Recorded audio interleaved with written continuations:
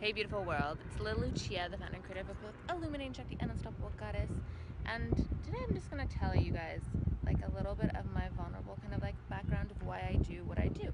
So Unstoppable Goddess and Illuminating Shakti are obviously sacred, not obviously, but they're a sacred sexuality company and also an empowerment company. And the reason why these two are so like important to me and what I deem as like what I want to share with the world is because these are the two places that I really needed love and help. So when I was in high school, I was raped by somebody, and that really fucked me up hardcore. Like it was really early on, and I definitely then got into a lot of drugs. I became bulimic. I totally hated the world. I was very dark. I had a lot of issues. I was super fucked up, to say the least.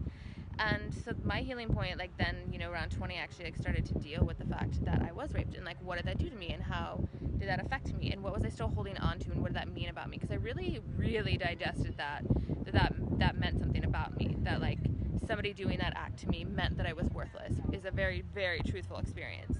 And just deemed myself as shameful. And like the interesting part about being raped is that you actually really think that you did something wrong. So in the end, you don't really do anything wrong, and it's just a lot of shame, a lot of hurt. I don't really trust men in particular. I really thought that that's all I was worth. So like after 20, I really started to get into tantra and like healing, and I knew that I wanted to like. Sorry guys, this guy over here is like doing backflips and stuff off this stuff. He's fucking obviously crazy. So this is like a real thing though, like, and so the sacred sexuality is definitely just about like healing the rape. And like when I was 20 and I really wanted to heal, I knew authentically that on this one level there was always going to be bliss, ecstasy, purity, love was like meant to be my way, and I was meant to have amazing love relationships that I was really like touched. And but I like looked for the resources online and I never found anything. And that was also back in the day, right? 10 years. So yeah, you do the math, motherfuckers. And so I still think that that's kind of quintessential, and I think that like that was such a healing part for me in my life. And it wasn't just on a sexual place, but it's like on intimacy and on love and on really connecting to myself and my value and what I felt like I deserved. I mean, that really messed me up. And then it like kind of cascaded into the empowerment part. So the empowerment part was like, I've always been really hard on myself and not super loving and really judgmental for multiple different reasons. But particularly when I was around like 20 as well. So when I actually started to heal my sexuality, my empowerment really went down. I was in New York City and I didn't make it as principal fucking professional dancer, and I literally was just like, what am I worth? I'm not worth anything. So sometimes when I see people really put the value on themselves off external things, whether that be like any set kind of career or money or anything like that can be taken away, I always really like apt to show them that it's really just their divine goodness and that humanness is just all really fun. And that's part of the reason why, was because that was my experience of that, was like I literally lost everything and I hated myself, and I was just would say the most horrible things to myself and really believed them. So when people would tell me like really good things about myself, I would always just really push it away and say, no, it's not fucking true. And I really was okay with like hating myself and calling myself a fucking loser and thinking that I just didn't deserve to be alive. Really have dealt with the idea of not deserving to be alive, as though I don't have a gift to give to the world or things like that. So I always had this nagging in my soul, both for both of those. So I knew on one level that I was meant to have an amazing sexual relationship full of love and romance and ecstasy and bliss, and they were all going to be rolled in one together, and that like having multiple orgasms and super amazing connection and amazing sex was going to go together with love and romance and true authenticity and intimacy and vulnerability with myself and with a lover, and that like the essence of like godliness is supposed to be in there. With the empowerment thing, I always knew that I was meant to do something, even though like I totally told myself I hated myself.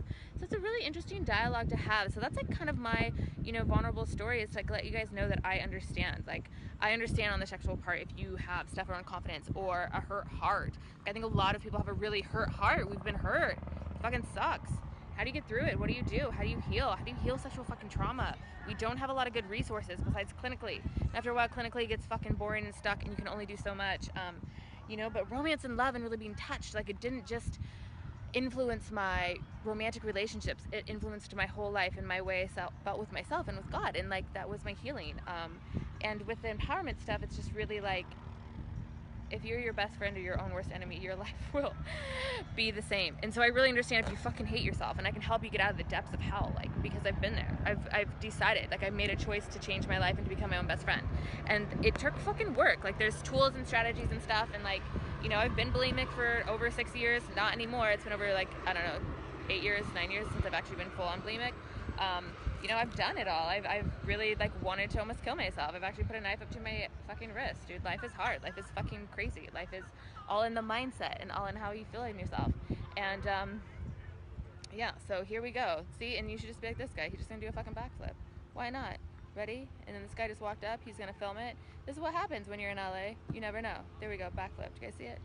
So I just got filmed. So anyways, that's just a part of my story, and like I may seem really light about it, but it's just because I was challenged to share myself, and authentically, I guess, like I don't feel in a super vulnerable place right now, but at the same time, this is really vulnerable. Like, you know, I just don't have a lot of emotion around it because it's not emotionally charged for me anymore. Like, I'm completely on the other side, and it breaks my heart when I hear people say that for the rest of their life they're going to be influenced and kind of almost, it seems like, tarnished by their sexual, being raped or being some sexual trauma. Like, it breaks my heart that you don't think that you're pure and amazing and awesome because of that, and that's bullshit. And how do we heal that? How do we heal ourselves? So yeah, you know, from the beautiful sunset of LA, let's try to get some color in here. So much love and blessings, and thanks for your time, you guys. Love you.